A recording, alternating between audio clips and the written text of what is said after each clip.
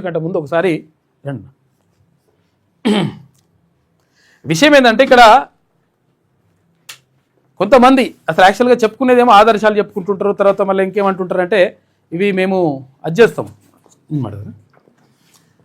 ఏమంటుంటారంటే మేము ఇవి ఏమంటుంటారంటే మేము ఆదర్శంగా ఉన్నాం, తర్వాత సొసైటీలు ఏర్పాటు చేసినాం, దీనివల్ల సేవ చేస్తాము, కథాకమావేశి చెప్తుంటారు. చేసేదేమో అన్ని అవకతవకలు, అన్ని లంగ లెక్కలు ఉంటాయి. దానికి సంబంధించి అసలు యాక్చువల్గా బిల్డింగ్లకు పర్మిషన్లు ఇవన్నీ ఏమి ఉండవు.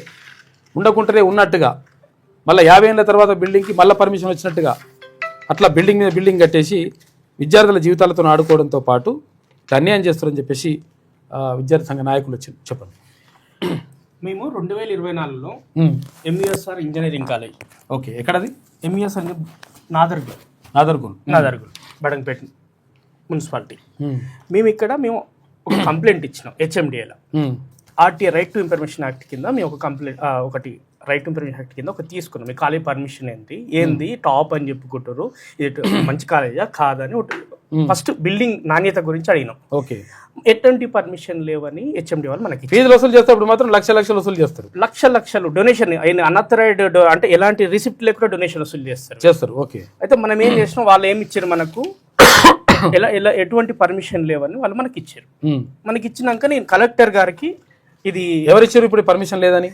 హెచ్ఎండిహెచ్ ఓకే, ఇచ్చినాక మనం కలెక్టర్కి 2024లో మనం కలెక్టర్కి ప్రజావాణిలో ఇవ్వడం జరిగింది. ఓకే, ఈరోజు వాళ్ళు టేక్ యాక్షన్ ఎస్టీ అని మనం లోకల్ మున్సిపాలిటీకి రాయడం జరిగింది. అప్పుడు మున్సిపాలిటీ ఓకే రాసినాక మున్సిపాలిటీకి రాయడం జరిగింది. అదే విధంగా కమిషనర్ ఏది హెచ్ఎండిఏ కమిషనర్ కూడా ఇవ్వడం జరిగింది. వాళ్ళు కూడా లోకల్ బాడీకి యాక్షన్ తీసుకోమని, దీని మీద యాక్షన్ తీసుకోమని ఇక్కడ వీళ్ళు ఇవ్వడం జరిగింది. ఓకే, దీని జరిగినాక నెక్స్ట్ యాక్షన్ తీసుకోమంటే ఏంటి? ఇప్పుడు డిస్మాంటిల్ చేయమంటారా?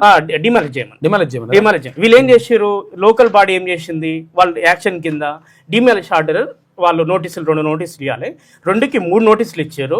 ఇచ్చి వాళ్ళు ఆపడం జరిగింది. తర్వాత డిమాలిష్ ఆర్డర్ కూడా ఇవ్వడం జరిగింది. ఓకే, ఇచ్చినాక మళ్ళీ ఏం చేశారు, వాళ్ళు మొత్తం అక్రమంగా కట్టారు కాబట్టి అవసరం లేదని మళ్ళీ దీన్ని ఏం చేశారు, మళ్ళీ రీసెంట్ గా ఏం చేశారు, ఒక జియో క్రియేట్ చేసి ఒక జియో తయారు చేసి ఎవరైనా ఇవ్వచ్చు అని హెచ్ఎండికి మళ్ళా డిమాలిష్ ఆర్డర్ వచ్చినాక కూడా అక్రమంగా కట్టిన బిల్డింగ్ ని కూలగొట్టండి అని చెప్పేసి ఆర్డర్ వచ్చిన తర్వాత మళ్ళీ ఇంకో జియో తెచ్చారు. తెచ్చి దానికి ఏంది పర్మిషన్ ఎవరైనా ఇవ్వచ్చు అనేది, కట్టిన దానికి ఎలాంటి పర్మిషన్ ఇచ్చారా? మరి ఫస్ట్ ఎందుకు ఇచ్చారంటే అట్లా ఇచ్చారు. మళ్ళీ హెచ్ఎండి పర్మిషన్ ఇచ్చినాక మేము అడిగినాం. మేము పోయి నిన్న పోయి కమిషనర్ కాడ కూర్చోవడం జరిగింది, ఒక టౌన్ ప్లానింగ్ ఆఫీసర్ అదే సిసిపి కాడ కూర్చోవడం జరిగింది. అడిగితే మాకు తెలియదండి, ఇలాంటిది ఏం మాకు తెలియదు, మేము ఫైల్ వచ్చింది కాబట్టి మేము చేయవలసి వచ్చినా మేము దీని మీద సోకాస్ నోటీస్ ఇష్యూ చేస్తాం. ఎక్కడ? బడంగపేట మున్సిపల్ కమిషనర్ కాదు, ఇప్పుడు ఇది హెచ్ఎండి బడంగపేట మున్సిపాలిటీ వాళ్ళు డిమాలిష్ ఆర్డర్ ఇచ్చిండ్రు. వాళ్ళకి రిప్లై వీళ్ళు ఏం చేసి డిమాలిష్ ఆర్డర్ ఇస్తే వీళ్ళు రిప్లైగా ఈ పర్మిషన్ ఉందని రీసెంట్ గా పర్మిషన్ బిల్డింగ్ అప్పుడు లేని పర్మిషన్ ఇప్పుడు ఎట్లా వచ్చింది? మళ్ళీ బిల్డింగ్ రీసెంట్ గా పర్మిషన్ ఇచ్చారు. కట్టినాక పర్మిషన్ తీసుకోవాలన్నా కట్ట ముందు తీసుకోవాలన్నా?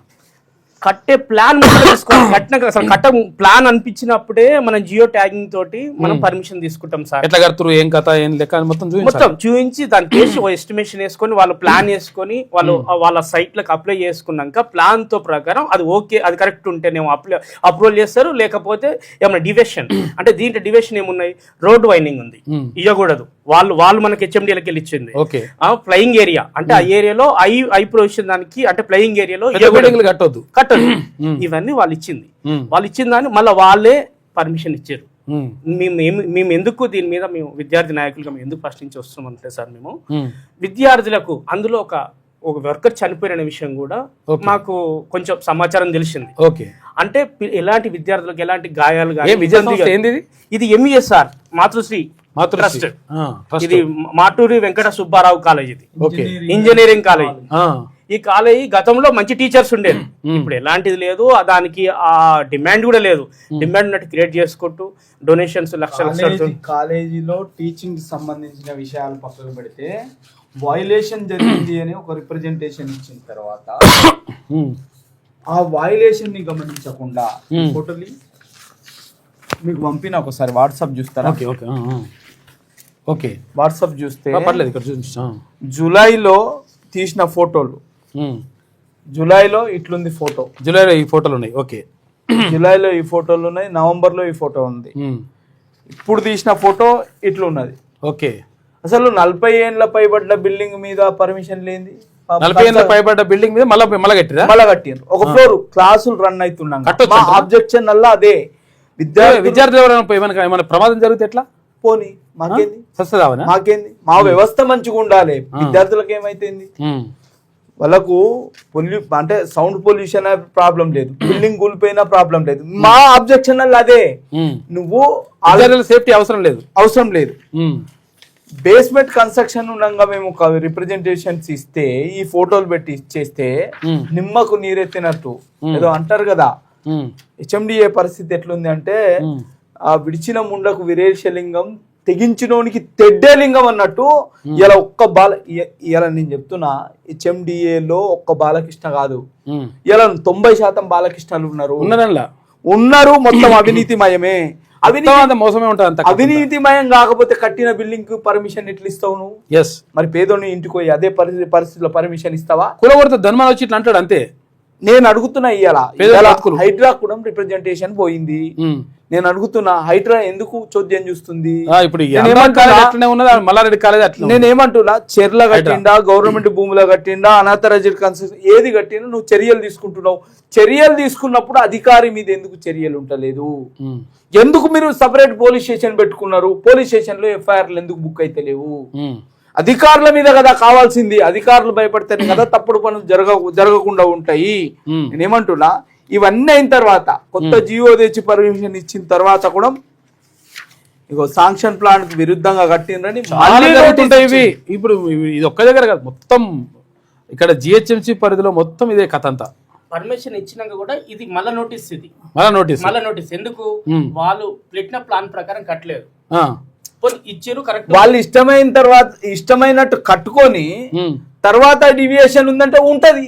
ఓకే, వాళ్ళు ఇష్టమైనట్టు కట్టుకున్నారు, కట్టుకున్న దానికి నువ్వు పర్మిషన్ ఇచ్చినావు, అది మళ్ళీ డివియేషన్ చూపెడుతున్నావు. ఎందుకు డివియేషన్? కట్టిన దానికి, అడ్డగోలు కట్టిన దానికి డివియేషన్ ఉంటది. సెల్లార్ కి పర్మిషన్ లేదు, సెల్లార్ కట్టిండ్రు. తర్వాత సిల్ట్ అనేది పార్కింగ్ ఉంటది, ఆ పార్కింగ్ ను మొత్తం క్లోజ్ చేసి నువ్వే రాసిస్తున్నావు కదా ఆర్డర్. నేను చెప్పిన మాట కాదు కదా ఇవి లెక్కలే. మొత్తం 4 బిల్డింగ్లే కదా డాక్యుమెంట్స్. నీకు 2 బిల్డింగ్లే నీకు రోడ్డు కనిపిస్తున్నాయి కదా. మేమేమంటున్నామంటే, మీరు కట్టుకోండి, మాకు కట్టడంలో అభ్యంతరం ఏం లేదు. విద్యార్థుల సంక్షేమం కోసం, విద్యని అందించడానికి కోసం మీరు ఎన్నన్నా కార్యక్రమాలు చేయండి, మీ కార్యక్రమాలకు మేము అడ్డురాము. కానీ మీరు చట్టబద్ధంగా చేయండి అనేది మన ఆలోచన. కానీ ఇక్కడ జరుగుతుంది ఏంటంటే, అధికారులు ఇక్కడ మేజర్ గా అధికారులు బడంగపేట మున్సిపాలిటీలో అయితే ఇక అది మున్సిపాలిటీ కాదు, అది మురికి కుంప అనొచ్చు. అది మున్సిపాలిటీ కాదు, మురికి కుంప. అక్కడ ఒక 9 మంది అధికారులు దొరికిండ్రు, వాళ్ళు ఇప్పుడు సస్పెండ్ అయి కూకున్నారు.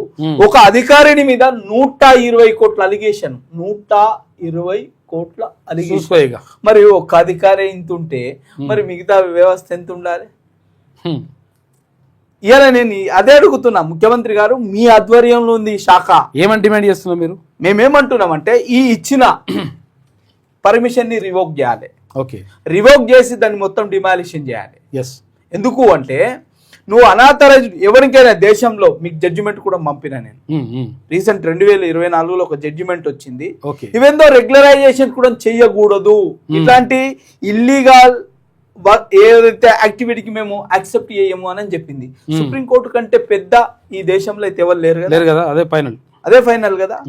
మరి ఆ జడ్జిమెంట్ ని ఇప్పుడు తుంగలో దొక్తూ నువ్వు ఎట్లా పర్మిషన్ ఇచ్చినావు? నువ్వు ఎట్లా ఇచ్చినావు? అంటే వీళ్ళకి అధికారులకు ఎట్లుందంటే, రాజుని చూసిన కంటికి మొగుని చూస్తే ఏం చేయబుద్ధి అవుతుంది? ముట్టబుద్ధి అవుతుంది. ఎందుకు? జీతం వాళ్ళకి పెద్ద లెక్క కాదు, వాళ్ళకి వెనక నుంచి వచ్చే డబ్బులే గొప్ప అనేది తయారైంది. ఇలా ఇది ఒక్కటే కాదు, చాలా అక్రమాలు నడుస్తున్నాయి. నేను అడుగుతున్నా, ఈ ముఖ్యమంత్రి మీకు రిఫార్మ్ చేయాలని అనుకుంటే, ఫ్లోర్ స్పేస్ ఇండెక్స్ అనేది దేశవ్యాప్తంగా అమలవుతుంది, ఈ రాష్ట్రంలో కూడా అమలు చేయి. మేమేమంటున్నా అంటే, ఈ రాష్ట్రంలో ఇలా రోడ్డు పంట పోతుంటే, నేను ఇలా ఎప్పుడన్నా కూకట్పల్లి పోవాలంటే నాకు 3 గంటలు పడుతుంది. ఐ జంక్షన్ నుంచి కూకట్పల్లి జేఎన్టీ వరకు గంట పడుతుంది, గంట పడుతుంది. 10 మంది ఉండాల్సిన ప్లేస్ లో 1000 మంది ఉంటే పరిస్థితి ఎట్లుంటది? మా ఆవేదన అంత అది. ఇలా 10 మంది ఉండే కాడ 1000 మంది ఉంటే ఏం ఫెసిలిటేట్ చేస్తావు ఇవాళ? ఎస్. అరే అబిడ్స్ నడిబొడ్డున మీనాక్షి పెద్ద టవర్ కట్టిండ్రు, ఒక్కసారి అందులో ఉన్న వాళ్ళంతా బయటికి వెళ్తే పరిస్థితి ఏంది? ట్రాఫిక్ పరిస్థితి ఏంది? అంతే, ఇక మొత్తం బ్లాక్ అయిపోతుంది. దానికి వాటర్ ఫెసిలిటీ ఏంది? దానికి పవర్ ఫెసిలిటీ ఏంది? డ్రైనేజ్ ఫెసిలిటీ ఏంది? అగ్ని ప్రమాదం జరిగితే ఇంకా ఫైర్ ఫెసిలిటీ అసలు హెచ్ఎండిఏ ముంగట కాలిపోయింది అలా. ఒక షాపింగ్ కాంప్లెక్స్ కాలిపోయింది అలా. 18 మీటర్లు దాటిన ఏదునైనా కానీ ఎలా 18 మీటర్లు దాటిన హౌస్ కానీ ఎలా ఫైర్ సేఫ్టీ మెజర్స్ పాటించాలి. 15 మీటర్లు దాటిన ఏదానికైనా compulsory fire NOC fire compulsory ఉండాలి దానికి. అవన్నీ ఎవడు పట్టించుకుంటాడు? ఫైర్ సేఫ్టీ ఉండాలి. ఎవడు పట్టించుకుంటాడు? ఇక అసలు ఉన్నాయా రాష్ట్రంలో? నీకెంత నాకెంత ఖతం అంతే, పిట్టకింత కాసు నాకింత కాసు అంతే. దాంతో అవుతుంది. నేను ఏమంటున్నా, ఇవాళ ఈ తప్పుడు పనులు చేసిన అధికారులని ఫస్ట్ సస్పెండ్ చేయాలి. ఈ పర్మిషన్ ఏదైతే ఉందో రివోక్ చేసి డిమాలిషన్ చేయాలి. ఎందుకంటే పేదోనికి పెద్దోనికి ఒకటే న్యాయం అనేది మీరు నిరూపించాలి. లేకపోతే ఈ రాష్ట్రంలో గతంలో చూస్తున్నాం ఇవాళ పేదోనికి ఒక న్యాయం ఉంది, పెద్దోనికి ఒక న్యాయం ఉంది. అది పోవాలి. అందుకని మా డిమాండ్ ఒకటే, ఇలా విద్యార్థుల సంక్షేమం కోసం ఏమంటుంటాం సార్ మేము ముఖ్యంగా విద్యార్థులకు సేఫ్టీ పర్పస్ ఇంకొకటి విషయం ఏంటంటే దీన్ని రివోక్ చేసి డిమాలిష్ చేసి కట్టుకోమని పర్మిషన్ తో నీట్గా పద్ధతిగా క్వాలిటీతో మంచి బిల్డింగ్ కట్టుకుంటే మాకు కూడా సంతోషమే. మేము కూడా విద్యార్థులకు మంచి జరిగితే మంచిదే సహకరిస్తాం. విద్యార్థుల కోసం మంచి చేసే ఒక విద్యార్థి నాయకులుగా విద్యార్థుల కోసం ఏ సంక్షేమం చేసినా ఏ మంచి చేసినా సహకరిస్తాం. ఇట్లాంటి ఏదో పనులు చేస్తే ఎందుకు సహకరిస్తాం? కూలిపోయే బిల్డింగ్ మీద నువ్వు అప్పర్ ఫ్లోర్ బిల్డింగ్ మీద మళ్ళీ ఇంకో ఫ్లోర్లు వేస్తున్నట చూసుకో కథ ఎట్లా నడుస్తుందో. సరే కూర్చోండి మాట్లాడదాం.